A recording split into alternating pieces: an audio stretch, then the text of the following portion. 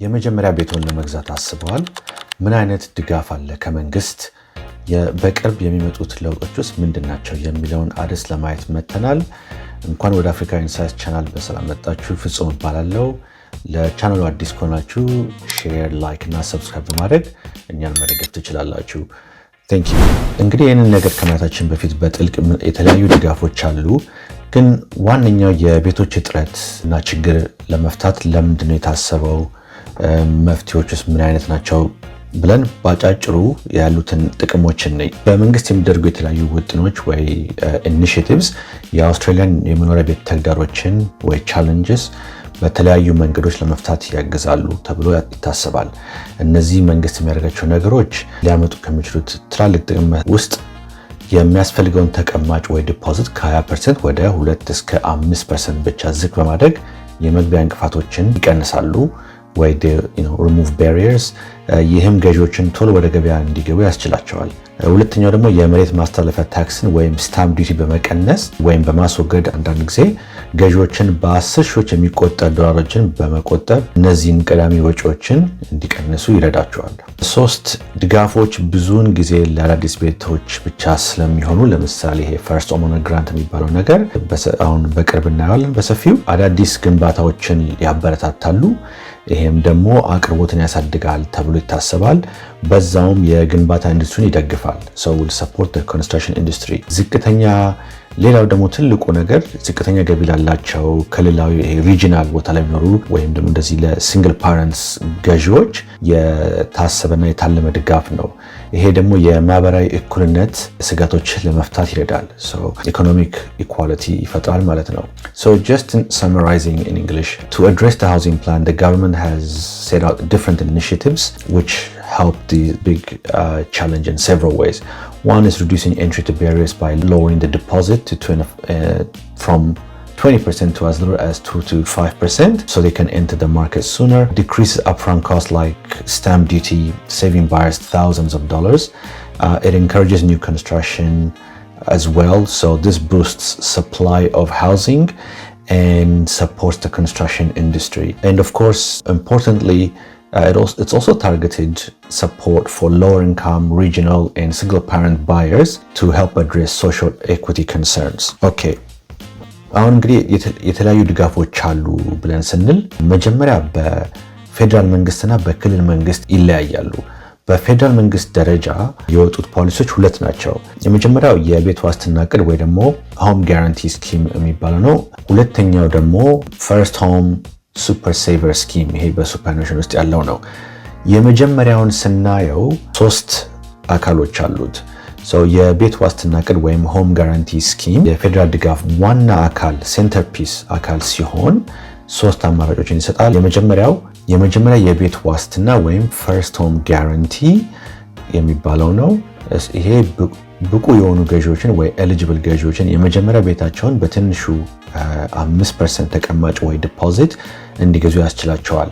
ቀሪውን መንግስት ዋስትና ይሰጣል ወይም ዲፖዚት ያደርጋል ቀሪውን ማለት ነው።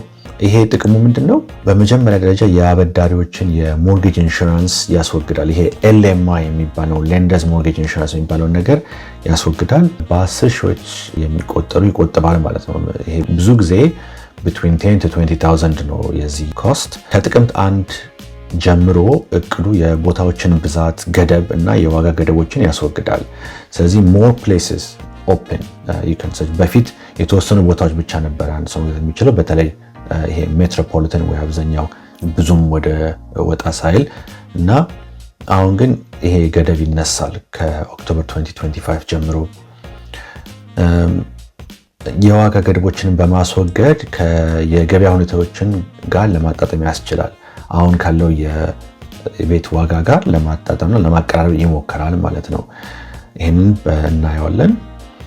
ክልላዊ የመጀመሪያ ቤት ገዢ ዋስትና፣ ይሄ ደግሞ ሪጂናል ፈርስት ሆም ባየር ጋራንቲ ነው። እዚህ ጋር በተለይ በክልል አውስትራሊያ ውስጥ ወይ ሪጂናል አውስትራሊያ ውስጥ ለሚኖሩ ገዢዎች ወይ ሬዚደንትስ የተዘጋጀ ስለሆነ ዝቅተኛ ተቀማጭ ግዢዎችን ይደግፋል ማለት ነው። እና የመጨረሻው እንግዲህ እዚህ ጋር የቤተሰብ ቤት ዋስትና ወይም ፋሚሊ ሆም ጋራንቲ የሚባለው ነው። ይሄ በ2% ብቻ በ2% ዲፖዚት ብቻ የቤት ግዢን በማስቻል ቢያንስ አንድ ልጅ ለብቻቸው የሚያሳድጉ ወላጆችን ይረዳል ወይም ሲንግል ፓረንቶችን ይረዳል። So these are the three main ones ከቤት ዋስትና እቅድ ስር ወይም under the home guarantee scheme እነዚህ ሶስቱ አሉ ማለት ነው። በተለያዩ ቦታ ለሚኖሩና በተለያዩ ኢኮኖሚክ ቦታ ላይ ላሉ ሰዎች ወይ ደረጃ ላሉ ሰዎችም ታስቦ ነው የታቀደው። ሁለተኛው የመንግስት ድጋፍ በሱፐርኑዌሽን ዙሪያ ነው። ይሄ ፈርስት ሆም ሱፐር ሴቨር ስኪም የሚባለው ግለሰቦች በፈቃደኝነት የጡረታ መዋጮ ውስጥ እስከ $50,000 እንዲቆጥቡና የመጀመሪያውን ቤታቸውን ለመግዛት እነዚያን ቁጠባዎች ከገቢዎች ተጨማሪ እንዲያወጡ ያስችላቸዋል።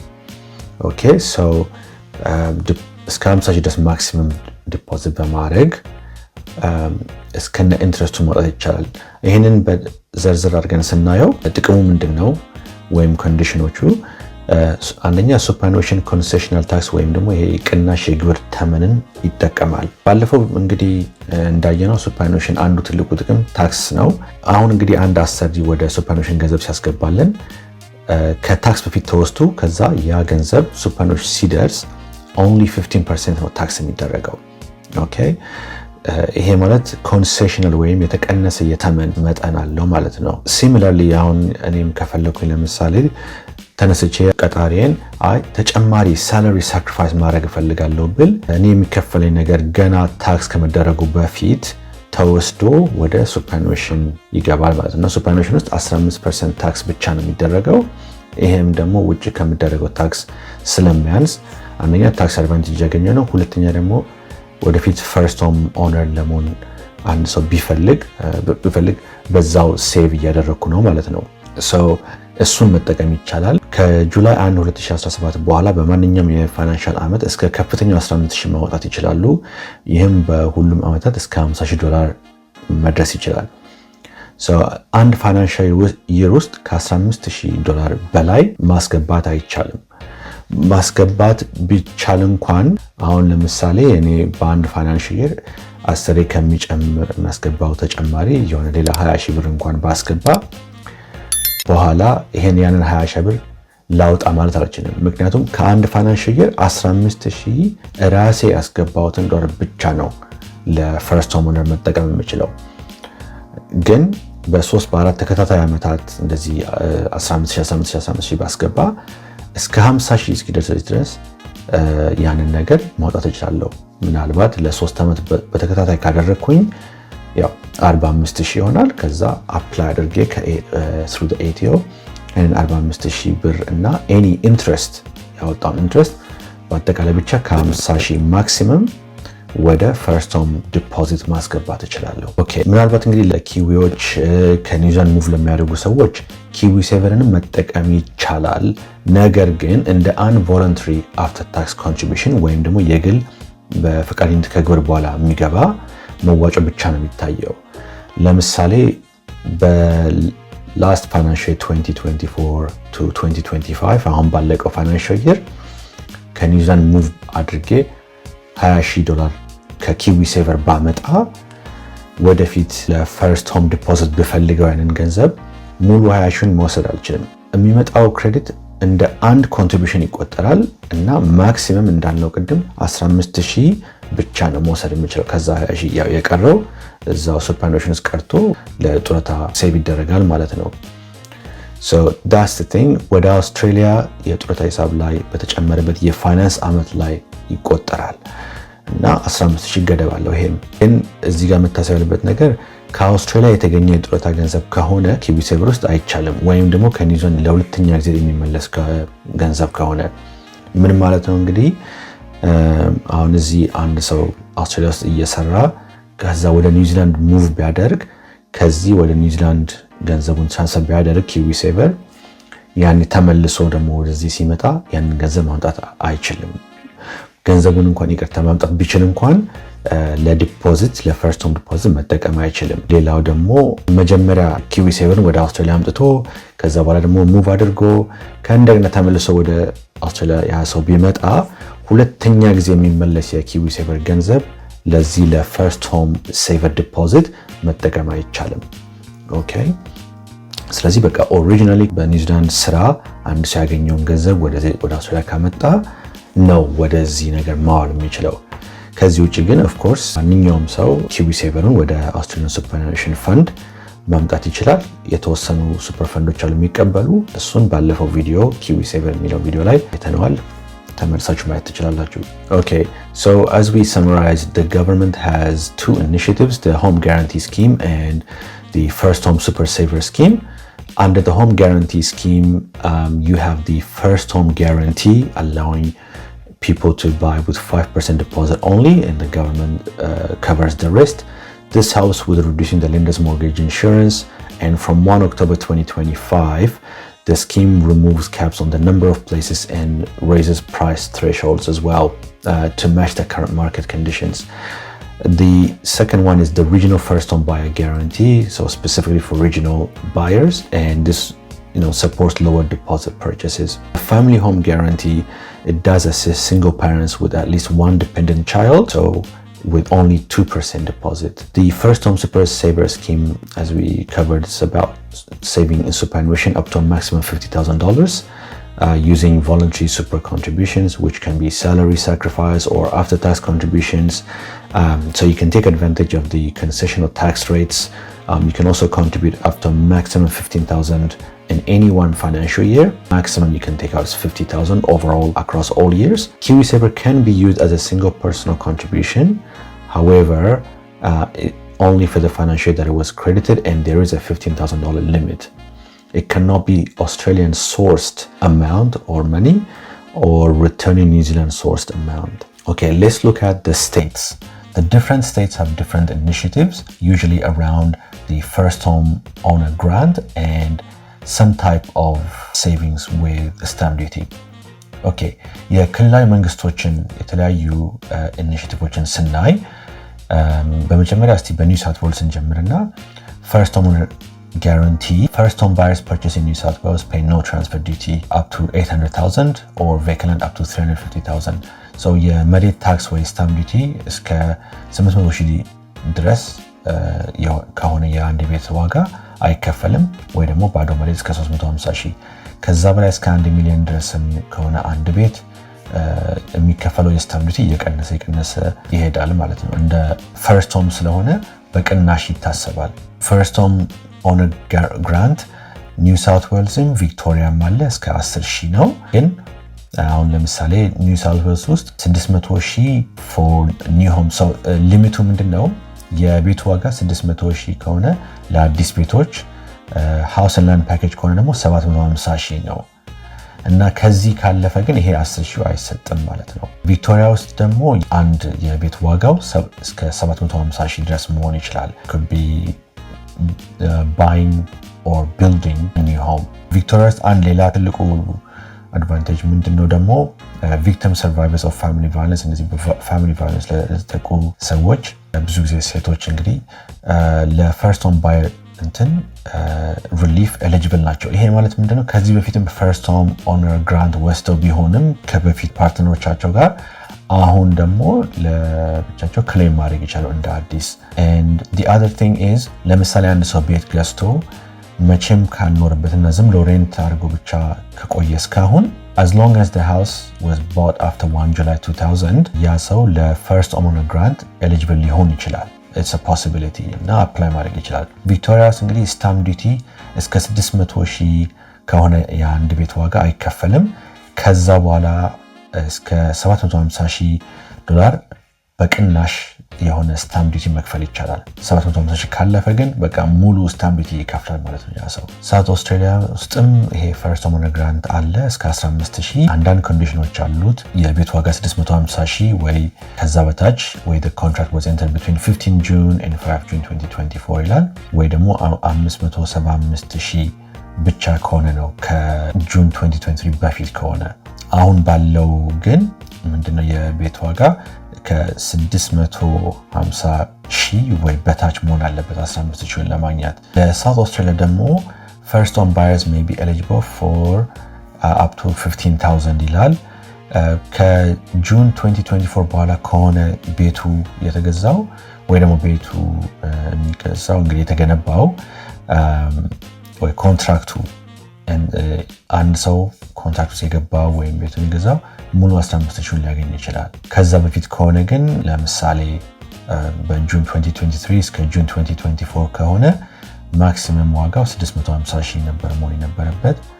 ከዛ በፊት ከሆነ ደግሞ ማክሲመም 575,000 ነበር የሚሆነው። ኩዊንስላንድም WM እንደዚህ አይነት ፈርስት ሆም ግራንት አላቸው። ኩዊንስላንድ ውስጥ ከ15,000 እስከ 30,000 ወደ አዲስ ቤት ወይ ደግሞ ቢልዲንግ ኒው ሆም ማድረግ ይቻላል። the value of your new home must be less than 750,000 ይላል including any land contract. so ከ750,000 በታች መሆን አለበት የቤት ዋጋ። ዌስተርን አውስትራሊያ ደግሞ እስከ 10,000 አፕላይ ማድረግ ይቻላል። በተለይ ፐርት እና ሜትሮፖሊታን ኤሪያዎቹ የቤቱ ዋጋ ከ750,000 መብለጥ አይችልም። ሰው እንግዲህ እዚህ ጋር እንዳየነው የተለያዩ ኤቭሪ ስቴት ብቻ ሁሉም የተለያዩ ክልሎች እስከ 750,000 አካባቢ የሚሆን ሊሚት አላቸው ይሄ ፈርስት ሆም ግራንትን ለማግኘት። እዚህ ጋር እንግዲህ ያልተጠቀሰው ኖርዘርን ቴሪቶሪ፣ ACT እና ታዝሜኒያ ናቸው። እነዚህን ግን ቼክ ለማድረግ አንድ በጣም ቀላል ዌብሳይት አለ መንግስት ያዘጋጀው firsthome.gov የሚል እሱን ቪዲዮ ስር ሊንክ እናስቀምጥላችኋለን እና የሁሉንም ክልሎች የተለያዩ ፈርስት ሆም ግራንት እና ስታምፕ ዲዩቲ ኮንሴሽኖችን ቼክ ማድረግ ይቻላል። ሰው ይሄንን ካየን በኋላ ወደ ኤሊጂቢሊቲ ወይ ደግሞ የብቁነት ክራይቴሪያ ከመሄዳችን በፊት እዚህ ጋር እንግዲህ ምንድነው ማየት ያለብን ይሄ መንግስት ፌደራል መንግስት የሚያቀርበው ፈርስት ሆም ጋራንቲ እና ሌላዎችም ምንድነው ከገዢው ጋር አብረው ሼር በማድረግ ነው እንግዲህ ቤቱን የሚገዙት እና ቤቱ ወደፊት ሲሸጥ እነሱም የዛን ፐርሰንቴጅ ይወስዳሉ ማለት ነው። ለምሳሌ መንግስት 20% የሚያቀርብ ከሆነ ወደፊት ቤቱ ሲሸጥ በተሸጠበት ዋጋ 20% ለመንግስት ይከፈላል፣ የቀረውን ለባንክ፣ ከዛ ደግሞ ትርፉ ለዛ ሰው ነው የሚሄደው ማለት ነው እና it's a partnership። የክልሎቹ መንግስት ግን እንግዲህ ይሄ ፈርስት ሆም ግራንት ወይ ዲስካውንት ሲያደርጉ እሱ እንግዲህ የሚከፈል ነገር ሳይሆን በቃ ግራንት ነው እንደ ሰፖርት ነው፣ ፉል ሰፖርት ወይ ዶኔሽን ብለን እናስበው። ምክንያቱም አይከፈልም መልሰን የሚከፈል ነገር አይደለም። ኦኬ አሁን እነዚህ ነገሮች ለማግኘት ምንድነው ሲቲዝንሺፕ ወይ የቪዛ ሪኳየርመንቱ ብለን ብናይ የአውስትራሊያን ሲቲዝን ወይ ፐርማነንት ሬዚደንት ቋሚ ነዋሪ የሆነ ኒውዚላንደሮችም የኒውዚላንድ ዜጎችም ይችላሉ። ያው ስፔሻል ካቴጎሪ ቪዛ የያዘ which is አብዛኛው ኒውዚላንደር እንግዲህ ፓስፖርቱን ሲይዝ አውቶማቲካሊ እዚህ ሲገባ ስፔሻል ካቴጎሪ ቪዛ ነው የሚሰጠው ማለት ነው። ጆይንት አፕሊኬሽንስ ደግሞ ከሆነ ቢያንስ አንደኛው ሰው ይሄን የሬዚደንሲ ሪኳየርመንት ሚት ማድረግ አለበት ወይ ደግሞ እንትን ብቁ መሆን አለበት። ለምሳሌ አንደኛው አውስትራሊያን ፐርማነንት ሬዚደንት ሆኖ አንደኛው ኢትዮጵያዊ ከሆነ ችግር የለውም አንድ ላይ መግዛት ይችላሉ ማለት ነው፣ ኤሊጂብል ናቸው። ኢንካም ሌቨልስ እንግዲህ ፈርስት ሆም ኦነር ግራንት ብዙ ኢንካም ሊሚት አይኖርም ለአብዛኛው ክልሎች ላይ። ለፌደራል ሆም ጋራንቲ ስኪም 1 ኦክቶበር 2025 ጀምሮ ምንም አይነት የኢንካም ሊሚትም አይኖርም ማለት ነው።